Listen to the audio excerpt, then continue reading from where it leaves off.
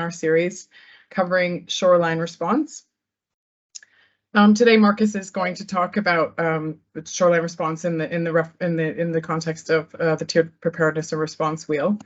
And if you have any questions throughout, you can pop them into the chat, and Marcus will have a chance to answer them at the end. And with that, I'll just pass it over to Marcus. Thanks, Mandy. Good morning, good afternoon, good evening, wherever you may be. As Mandy said, my name's Marcus Russel. I come to OSRL having been an engineer in the Merchant Navy. That was 23 years ago.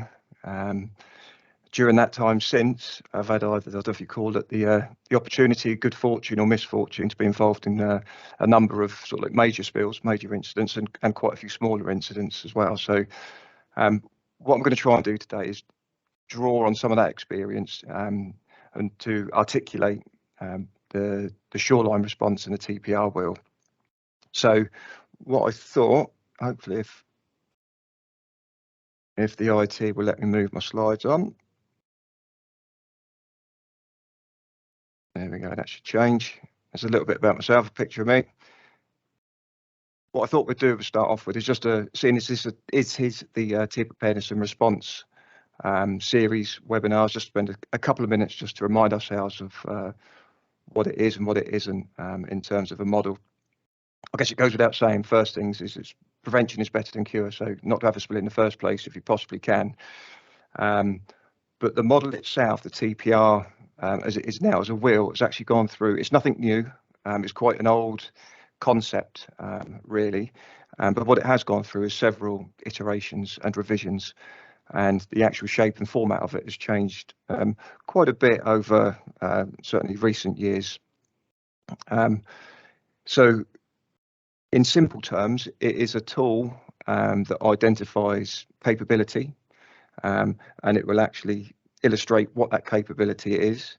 In terms of resources, it stipulates kind of what those, or how much of those resources will be available, and it indicates where they will come from or the time frame in which they can actually come into a response arena. It's also worth pointing out at this stage, it's not used to categorize the size of a spill. So we're not saying it's, we're moving away from that quantitative model where it was, if it's 50 a spill above, let's say 50 cubes or 50 barrels triggers a certain level of response. It's not that at all. This is not the concept that the TPR wheel's intended for. The other thing that the model will actually help in determining an organisation's or a region's response capabilities, it may also help avoid any unnecessary duplication of resources or capability. So we said that it's gone through a few iterations. In its early days, you might remember it was more like a matrix that was in its form.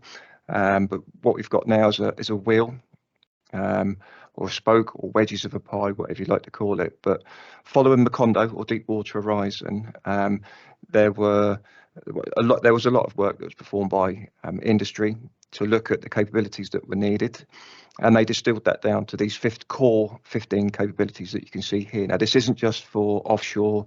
You can see in there's inland response, shoreline, which is what we're going to move on to in a minute, is at the bottom there, but there's also a lot of other capabilities. So this is all encompassing. If there's an organisation that's filling out the wheel and they don't need a certain capability, then it is just totally greyed out. But what the wheel will do is it will define those capabilities that are needed, and as we said, the capacity or the tier for each of those that's there. Another one of the big changes from the reforms that come through, or the revision that come through following Deepwater, was that it linked it to the incident management system, the IMS, which you can really see at the core there. And the idea there being that the IMS is what pulls everything together, that all of those capabilities, if they're needed, or how many of those capabilities are needed in an incident, the IMS is the system that holds it all together and makes sure that it's a coherent response. So that's probably enough of the background of TPR. We're moving a little bit more about the shoreline side of things now. In a response, certainly a marine response, what you'll find is in the early stages there'll be a lot of activity at sea, whether that be chemical dispersants or whether that be offshore containment and recovery. That really is the emergency phase. Once it gets to a point where you've had a shoreline impact, there's kind of a transition. You then go more from an emergency to a little bit more of a project. You've worked hard to try and avoid a shoreline impact. Once it's happened, you then need to start thinking about how you'll manage that, and the pace of the response might change a little bit. In terms of objectives, what we're trying to achieve is trying to, at the end of the day, work with nature to accelerate any kind of natural recovery. Hydrocarbons, they're a natural product. They will biodegrade and they will break down naturally over time. So that's something that we try and maximise and try and work with, and we sort of like don't want to affect that process at all. The other thing what we'll be trying to look and do when planning a shoreline response is actually minimise the impact of the operations themselves. What we don't want to do is exacerbate a situation and make it worse, and maybe create longer term damage than what the oil may have done itself. So we need to be controlled and measured in the response. And in doing that, there's obviously a lot of parameters that will need to be considered or that come into play. And those are the kind of questions that we'll sort of like start to ask. An example of some of the questions. So we're looking at the persistence of the oil. The way that we respond to a large gas oil spill would be different to a spill of a residual or a fuel oil. We would look at the environment that it's spilled in, the ambient conditions, the temperatures, those kinds of things. It could be sometimes that it's actually better to leave it alone. What would the consequences be of not actually having intrusive actions and response? There are obviously drawbacks with that, but there are some instances where it would be the right thing to do, and there may be some instances where politically that may not be acceptable. An example that springs to mind was the Erika tanker that sank off the coast of France. There was a high storms that was pushing oil up onto the beaches, onto cliff faces, which technically there was a strong argument for actually leaving alone. They were inaccessible. They weren't open to the public, or certainly not easily accessible to public. Aesthetically, it wasn't very pleasing, but over time that would have broken down, and like we said, natural processes would have occurred. But politically, that wasn't an option. That wasn't something that the French government or the responsible party was prepared to put up with. So in that case, it ended up with alpine climbers with pressure washer lances cleaning cliff faces. So it just depends on, there's a whole number of things that will issues that will come into play as to what is the correct actions.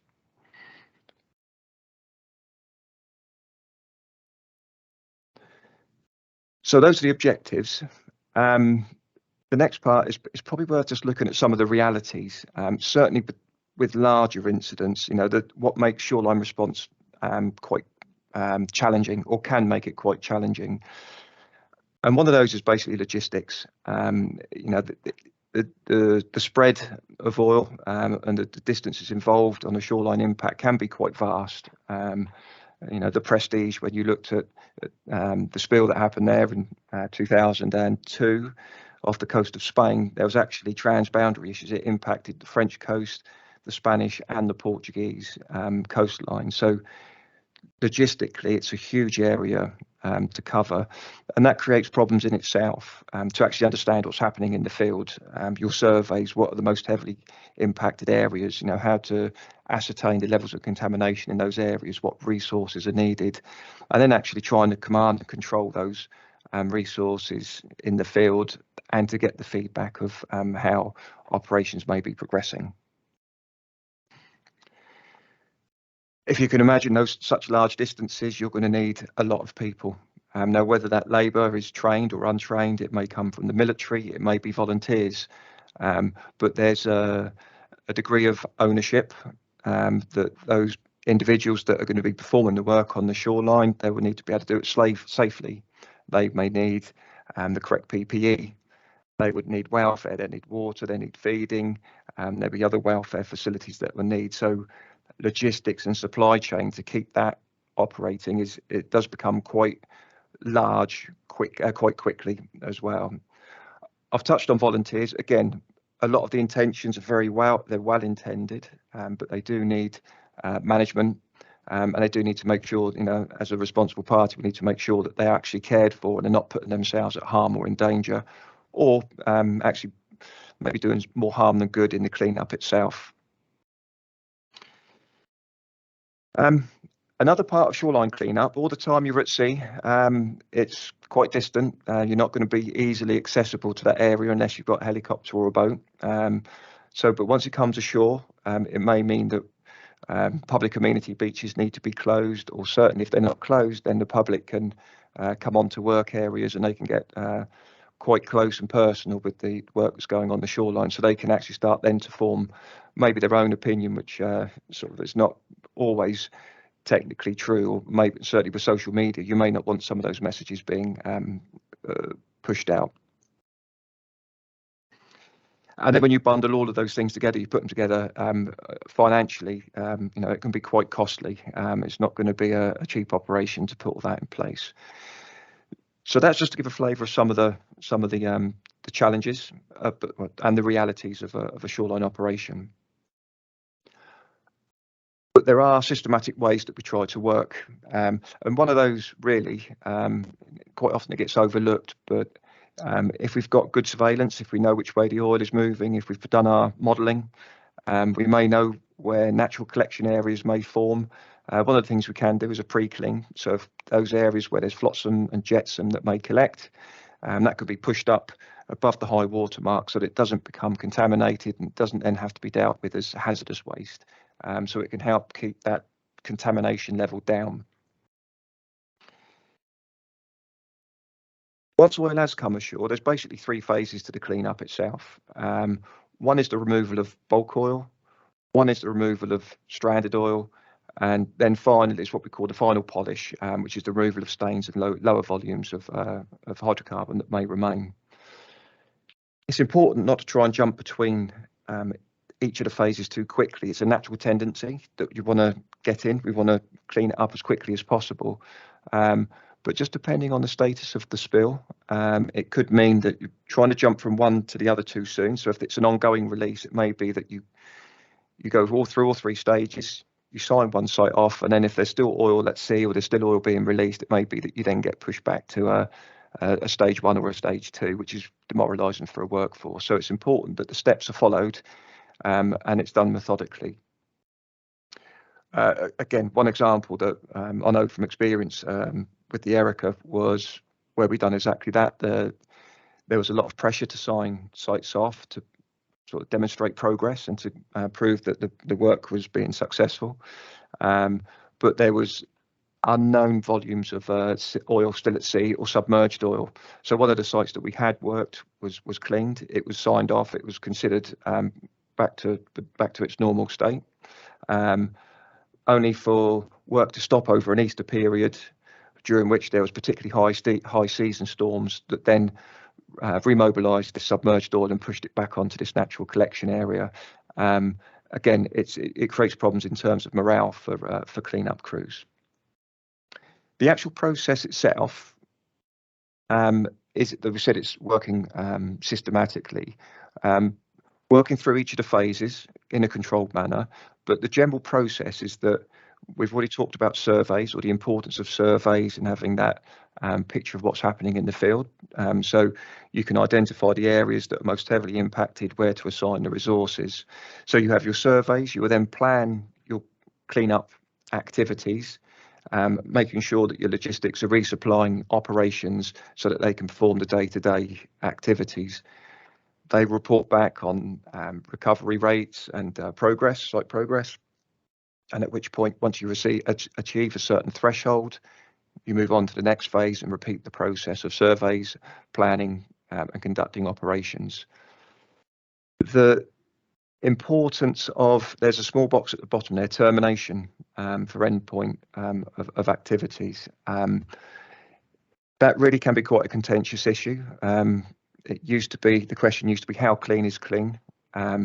And if there isn't background data, then that can become quite contentious. But the whole idea is that it's not to over clean or to sterilize a particular area, but it's to make sure that it gets back to its natural condition. So it needs to have the involvement of quite a few parties before you get to that point of termination. But when we do feel that we get there, it's a collective agreement and it's signed off to say that is its work has been completed.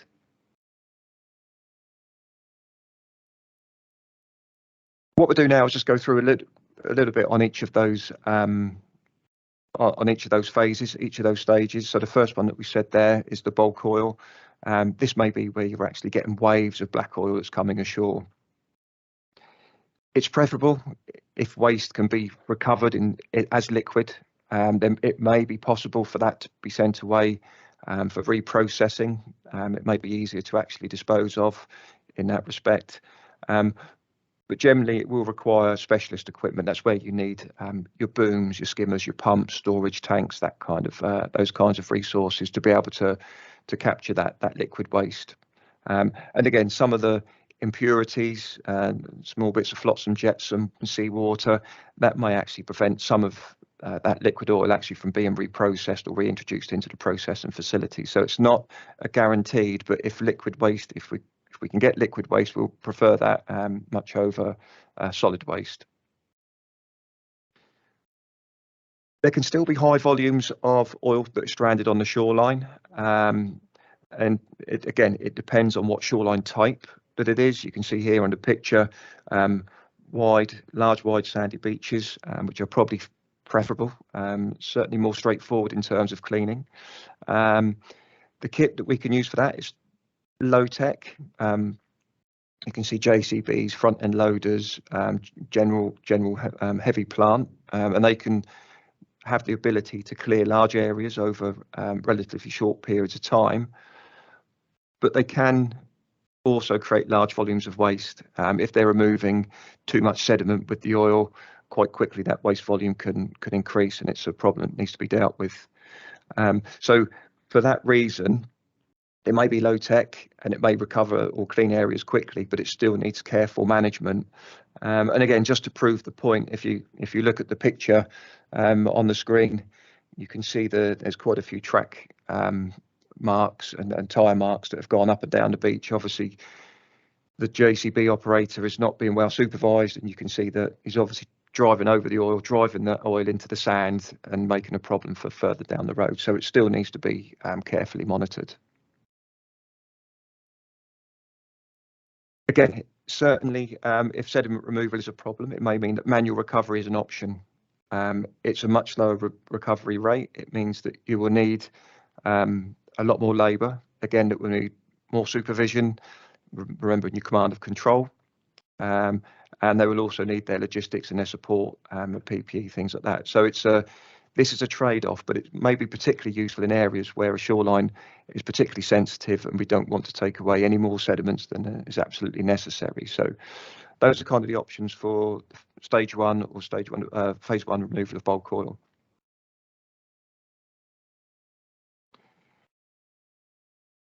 For stranded oil that's obviously not in large volumes, what we can try to do, again, to minimise waste is attempt to remobilise it. It will be dependent on oil type, shoreline type, ambient temperatures. Again, it's not a silver bullet, but it is an option in the right circumstances. So high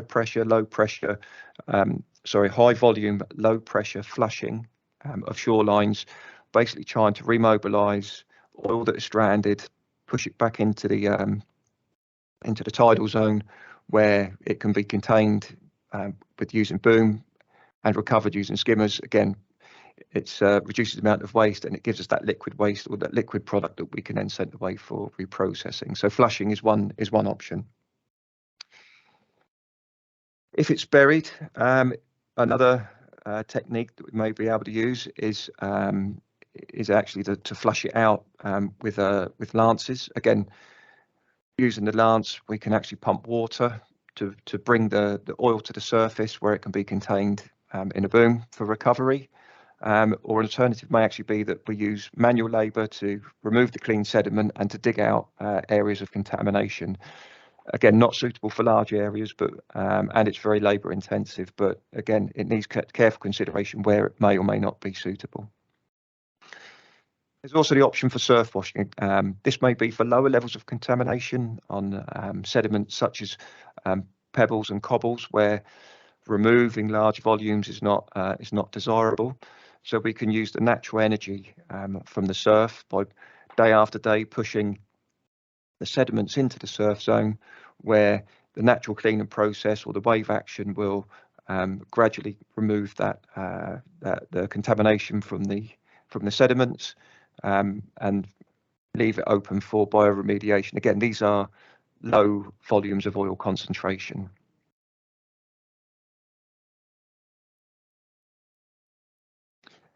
And then finally, the final polish. Again, there are different options that are available. There's not a silver bullet, but it may mean that if there's large volumes of sand that have low levels of contamination, they can be processed on site or in situ, pass through the cleaning process, and then deposited back on the beach, directly onto the beach. It could be in the middle picture there, that's from the Tasman Spirit, where there was high levels of microbial activity in the seawater anyway, and the decision was taken to plough or till the beach to oxygenate on a low tide, and as the tide come in with the microbes, the hydrocarbon was exposed, the oxygen was there, and it would actually accelerate that bioremediation process.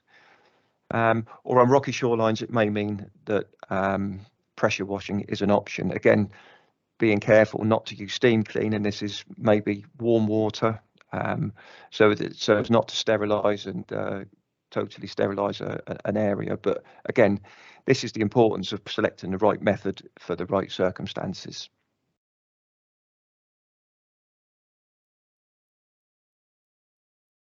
What I'm trying to do with this slide is link it back to the TPR. So, you know, tiered preparedness, what may it look like? You know, I've shown a lot of pictures of large scale incidents, but more often than not, that's not the case. In the real world, what we have for tier 1, quite often it may just be a shipping container with lots of hand tools. It may be that there's a small level of specialist equipment, such as skimmers, booms, shoreline booms, temporary storage tanks, or it may actually be that I think my camera's moved. It may actually be that there's a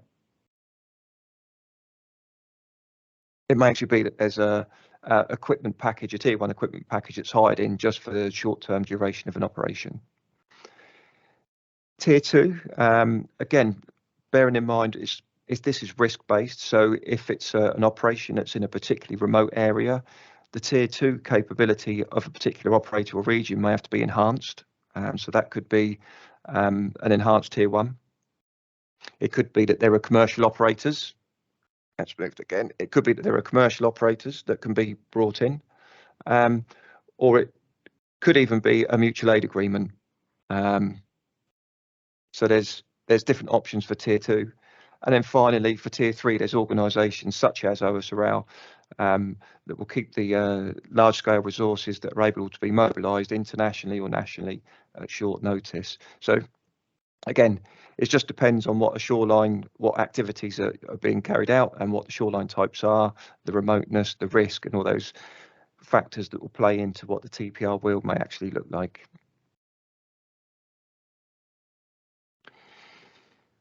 We've said that there's been various evolutions, and again, one of the key ones was deep water horizon. Another thing that actually came out of that was another piece of guidance, and that is the evolution of the Shoreline Response Programme.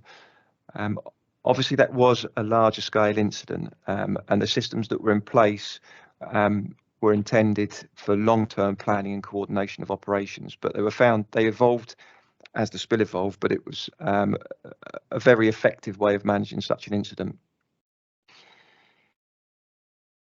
And basically what it done was it integrated the shoreline cleanup into the IMS. And the way that worked is it was actually bridged two areas, and that was the planning section where all the surveys or the feedback from surveys was being received. The shoreline treatment recommendations were being drawn up, and then they were actually being passed to operations. And what we were finding is there was a little bit of a breakdown between what was the good intentions in the command post where the STRs were being drawn up and the realistic or the realism of operations in the field. There was a little bit of a breakdown.